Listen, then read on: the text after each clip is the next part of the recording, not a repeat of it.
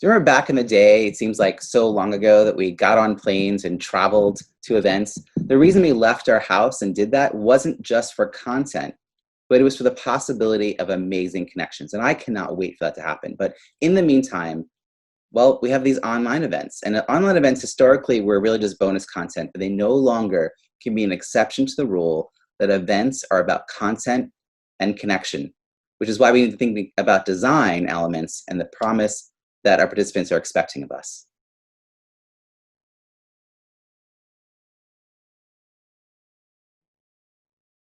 So as you're thinking about how to bring your in-person event online, you have to really start to reimagine it, not just replicate it. If you replicate it, you'll have a 3-day event that you ran in person, and you'll say, oh, should we have a 3-day event online?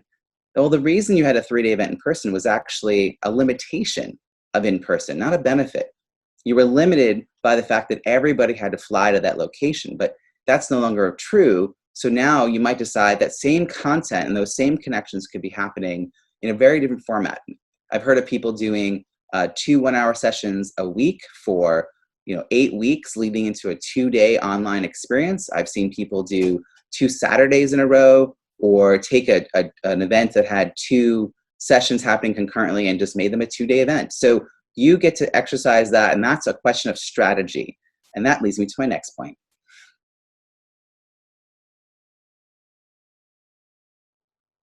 So what is the purpose of your event? And what is the promise that participants expect you to keep? So I'll go to the promise part first. The promise generally comes down to content and connections. You'll see a theme here, right? Now, the purpose is often conveying information. Maybe you want to honor someone, gather people, make connections happen. You definitely want to be thinking about this from the perspective of your participants. I've seen too many events held in person where people actually have stopped thinking about that question. They're just like, well, last year we had this event in this venue, and we're just going to keep doing that over and over again. Well, here's an opportunity for you to rethink all of your events and really understand their purpose, and that will lead you to the best strategy.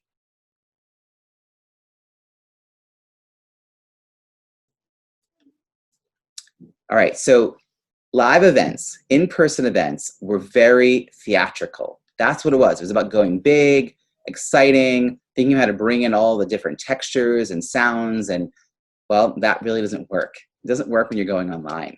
Online is more about being cinematic. So think about sort of episodes, just staring at a screen for 45 minutes of death by PowerPoint, followed by 15 minutes of really poorly executed Q&A. It never really was a good idea, and it definitely isn't today. So today, instead, that 45 minutes of content, you want to be thinking about switching from slides to gallery view, back to doing some Q&A, running a poll, talking to people in chat, maybe doing some breakout sessions, going back to slides, and thinking about every 7 minutes or so, shifting the state that people are in so that they stay engaged. So think cinematic, episodic, and not just like one big, long PowerPoint. It's really not the way to go anymore.